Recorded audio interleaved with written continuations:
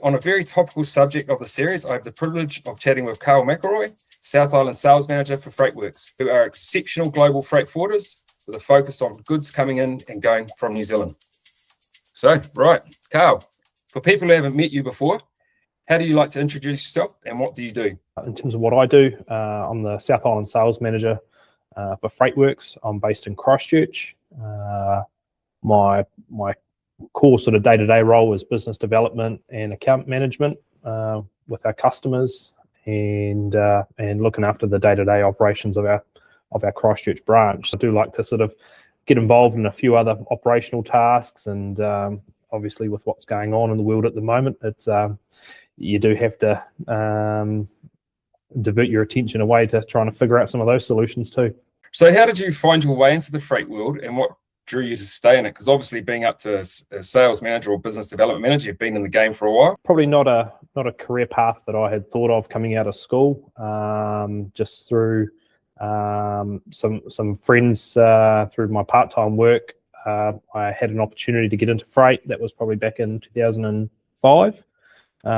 So doing it 20 odd years now, and that was with an opportunity just starting on the ground floor, so to speak, driving forklifts, trucks, warehousing, and freight forwarding. And then it's just given me a good grounding to understand the day-to-day operations of a freight forwarder and progress through customer service, operational roles, sales support and quoting, and progress into the current role that I'm at now. The whole gambit from starting on the floor going right through.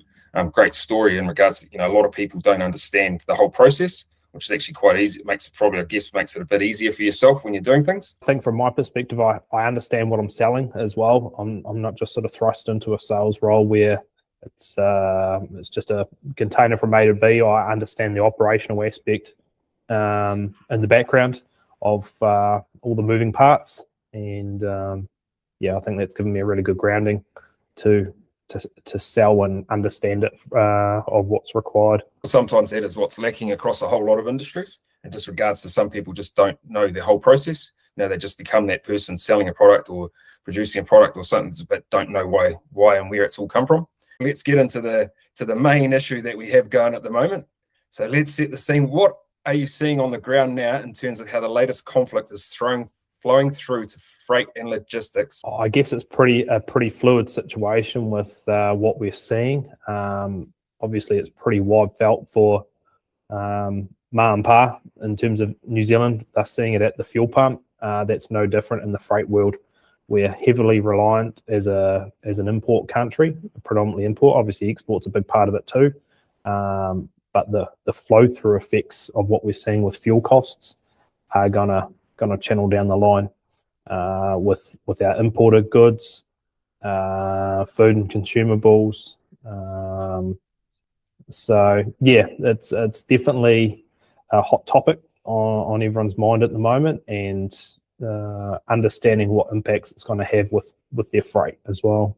With that flow through, is it starting to flow through already, or is it sort of are we just starting to see the head of it because stuff's already booked and paid for, or those rates are already set? Or how does that work? Is it going to come on more? I know the local stuff, it's like the freight surcharges, the percentages got higher, but how does it work for the international stuff coming in? When does that start rolling through? The international stuff, it's already started.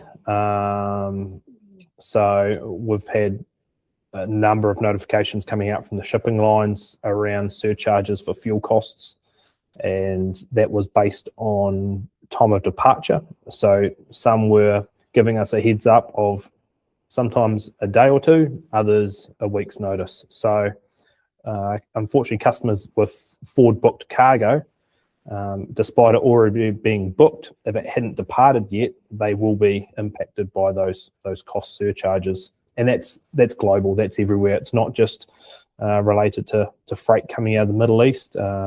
It's anywhere. These ships rely on the fuel and the oil coming from that region, so no one can avoid it, unfortunately. The effect on ma and pa in New Zealand, or just on everybody in New Zealand, is just going to be wide felt. With you've got, yes, everyone's seeing it straight away at the fuel pumps, but I guess all of these products now coming in via import will all have to increase to cover those costs. Yeah, that's right. And you're not only getting it in your freight piece, that's air freight and sea freight. You're getting it in your local transport in New Zealand. You're getting it at origin when the goods are picked up. So it's a sort of a whammy, sort of 3 times. From your vantage point at FreightWorks, do you feel this was a sudden shock or more like an escalation of on top of the existing supply chain pressure that we already have being way down here at the end of the earth? I guess a little bit of both, but probably more so an escalation. To give some background, we've seen some Middle East conflict for quite some time with Israel, Yemen, ships diverting around the long way around Africa. That's been in place for easily 18 months now, I'd say.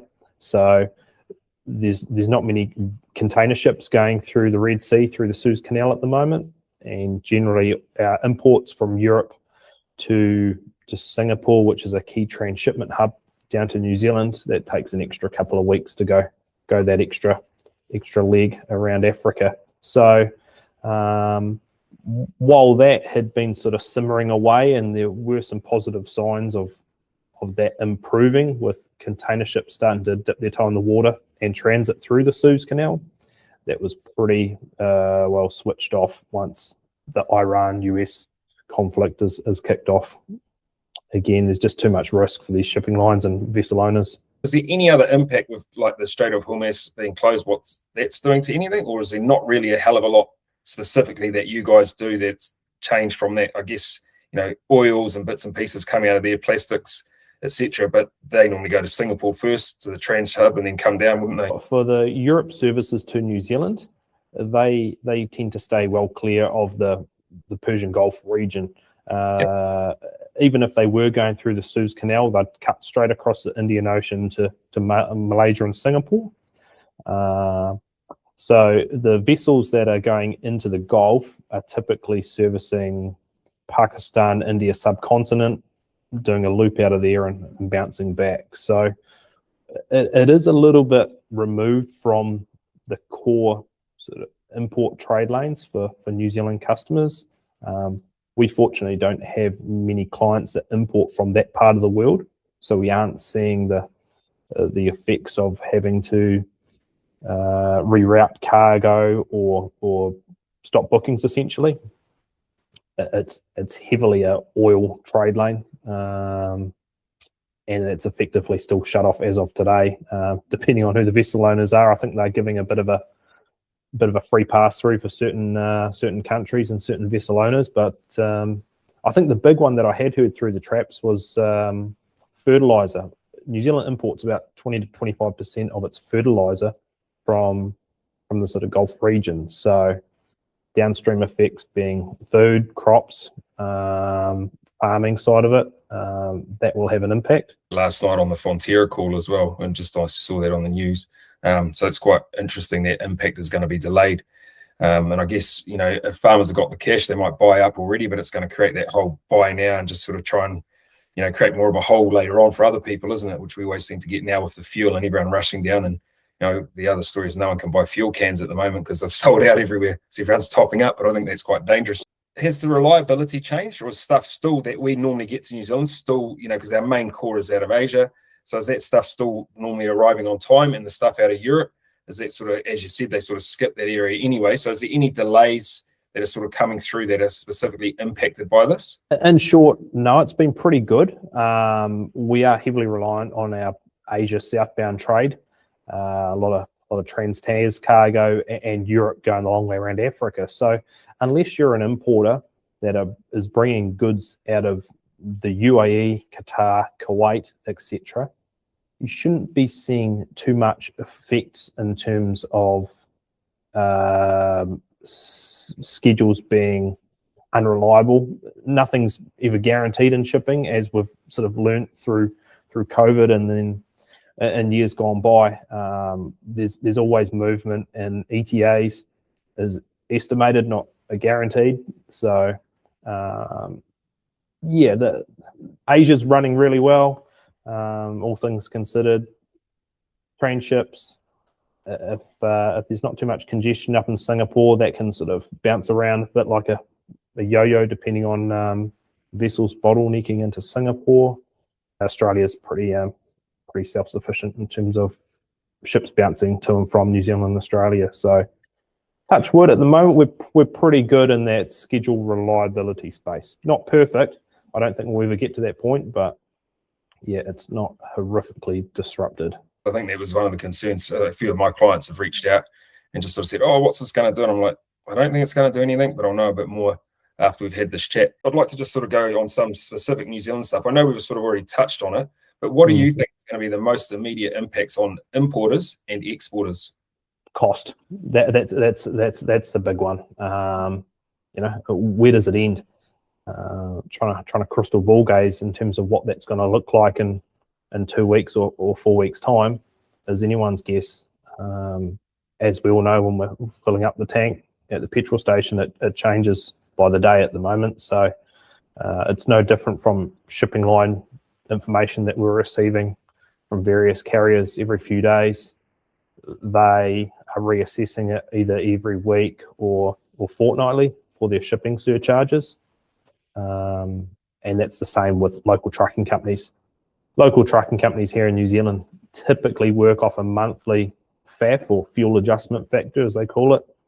Now they've brought that right back to a weekly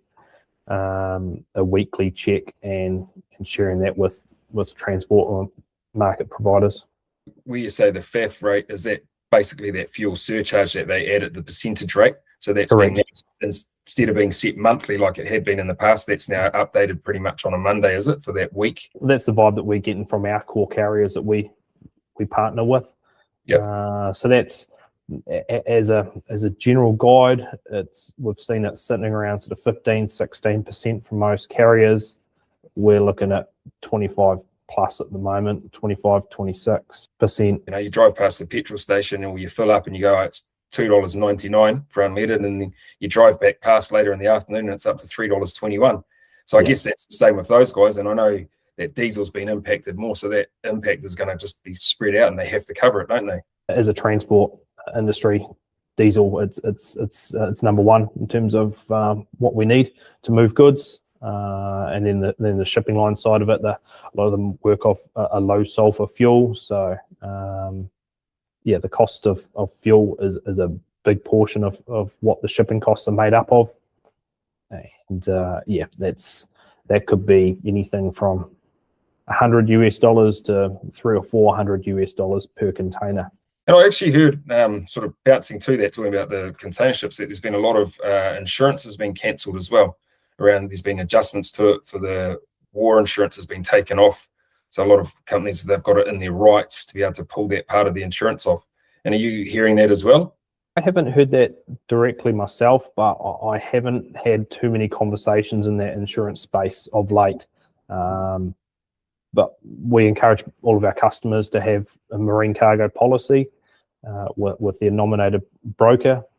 So it's definitely worthwhile just to double check on some of those clauses with your provider around that, especially if you're importing from regions that could be seen as or transiting through risk areas.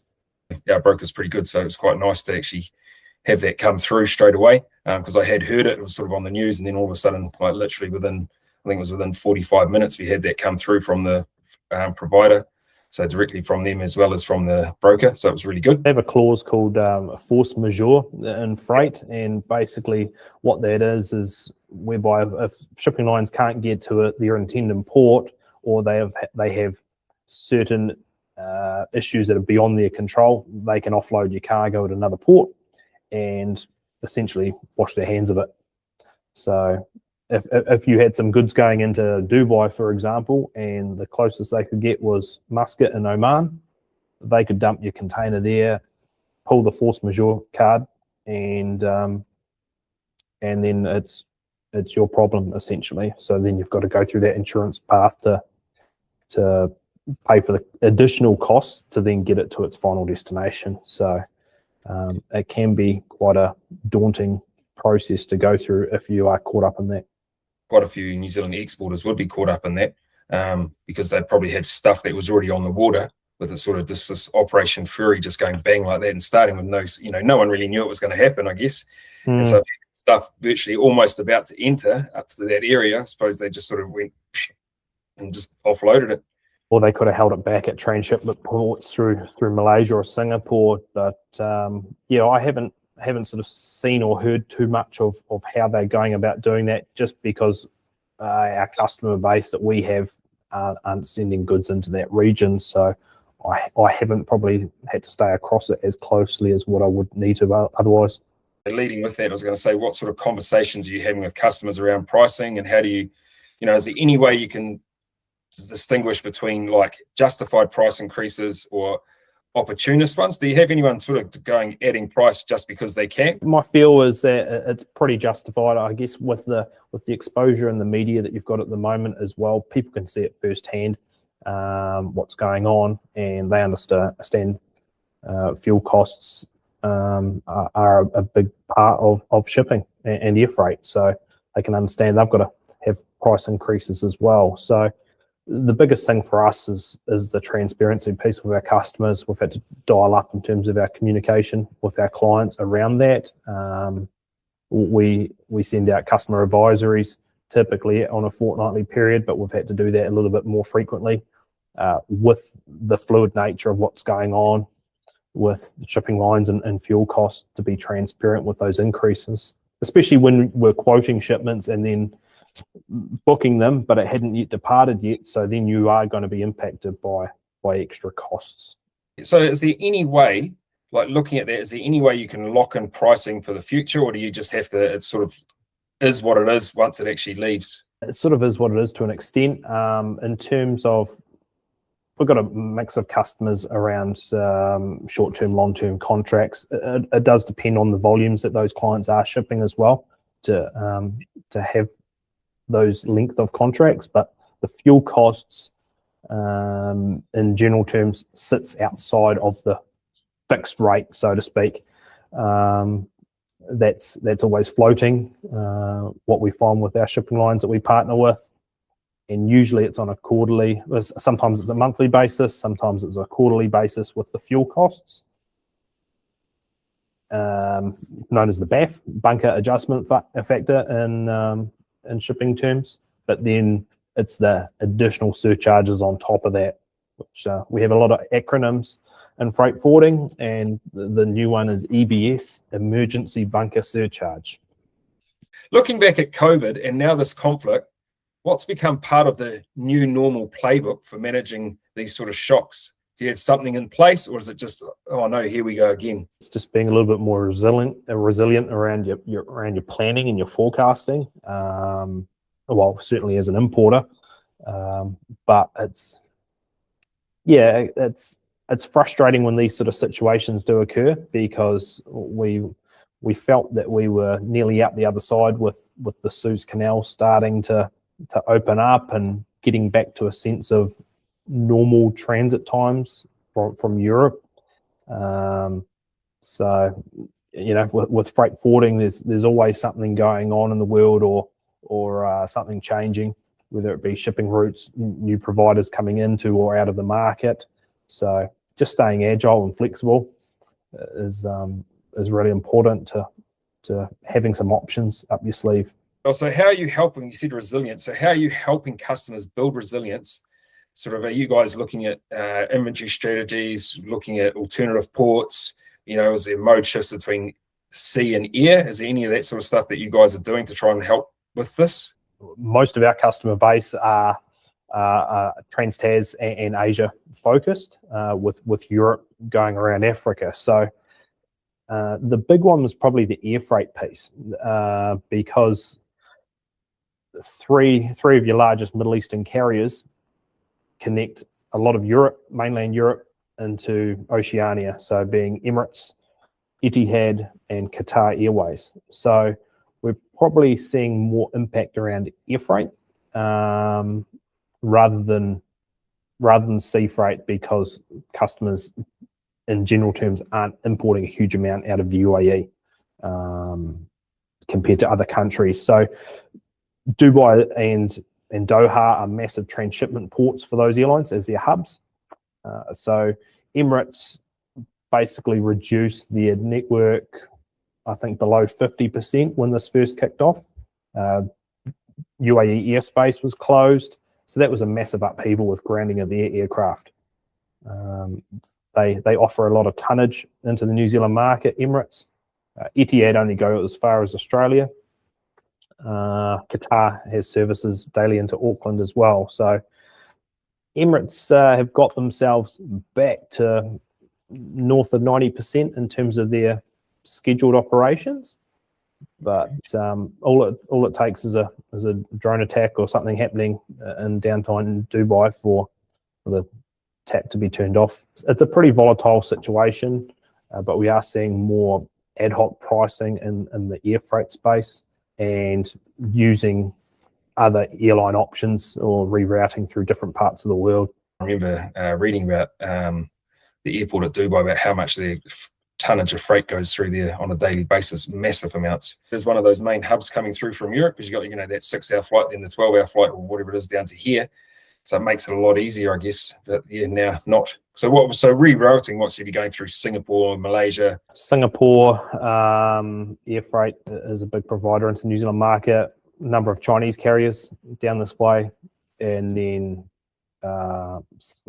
some slower, more deferred options through the States and Canada are alternatives as well. So there's certainly options available, but it just compresses the capacity into the New Zealand market. So when the demand stays the same and there's less capacity, up goes the rate. Just a supply and demand game, and we'll see what that looks like over the next few weeks. It's quite tough, that just everything, just as you say, it's just price for everything. For a typical New Zealand importer or exporter listening to this, what are the top 3 practical steps they should take in the next month to help them with all of this? Inventory management will probably be one, in terms of how lean they run as a business in terms of their stock holding. What have you got in terms of buffer, in terms of your stock? How resilient are you as a business to these global issues? If there's conflicts or issues around the regions that affect your suppliers, what's Plan B look like for you? So it's a balance between sort of how lean do you run as a business versus making sure you've got stock to transact and make sales. So that's probably one piece of advice, just to pay close attention to, and just engage early with your freight forwarder around shipping options from your key ports. And if you feel like there's going to be impacts with transit times, cost, understanding those so you can build it into your landed cost. And I've been speaking to our clients about the same sort of thing, going, hey, we don't know what pricing's doing, because a lot of the plastic resins and stuff come out of that area as well. So even though fuel costs have been impacted, but people actually don't realize like 35% of PE comes out of there and 25% of PP, this global supply of it. So that's actually increasing pricing on all of that as well. So I've sort of been telling our customers that, hey, just be wary that we're getting price increases on every time we place an order, and it could go up or down, but we don't know the future. So you need to now look at that as well, about your lean supply chain. If you want, how much you want to carry, whether you want to buy more now in case the price goes up, or just buy some now and hope that it goes down. So, you've got to get that risk right. That's going to be a really interesting one as well, around when things do settle and come back to where they are, how quickly are those, costs going to be then passed back? Well, not passed back, but reduced to the levels that we'd expected, 4 weeks ago.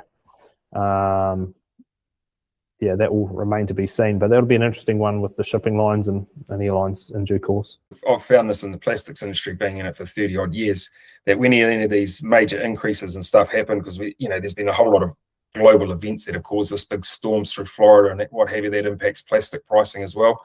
Do you find though that it's fast to rise, slow to come back?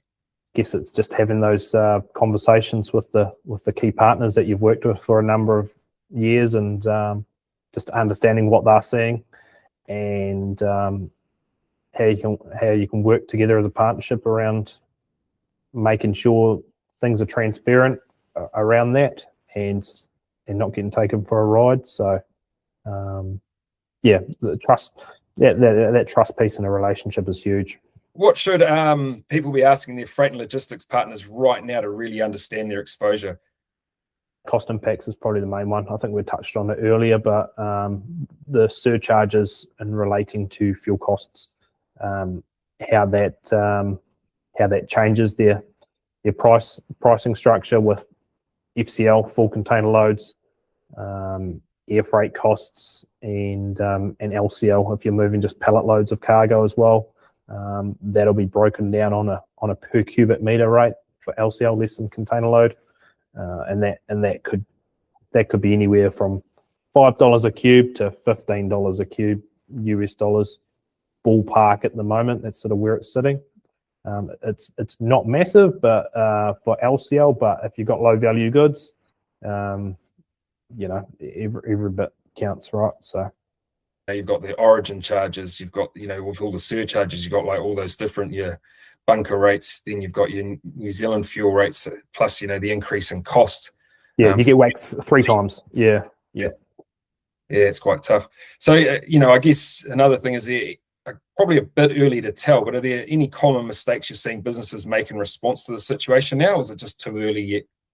Can't say I've sort of seen that myself. Too early to say in that regard. It probably comes down to how long the situation continues for in the Middle East, and also for customers that are directly importing from those regions. What backups do they have in place? Can they source product from China, India, Europe? What does their plan B look like?